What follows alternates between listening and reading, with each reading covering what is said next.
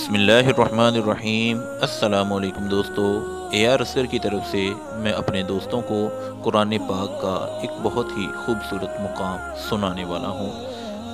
مومنوں پر اللہ تعالیٰ کا بہت بڑا احسان۔ یقیناً اللہ نے مومنوں پر بہت بڑا احسان کیا کہ اس نے ان کے لیے انہی میں سے ایک رسول بھیجا جو اس اللہ کی آیات ان لوگوں پر تلاوت کرتا ہے اور انہیں پاک کرتا ہے اور انہیں کتاب و حکمت کی تعلیم دیتا ہے، اور اس سے پہلے وہ لوگ کھلی گمراہی میں تھے۔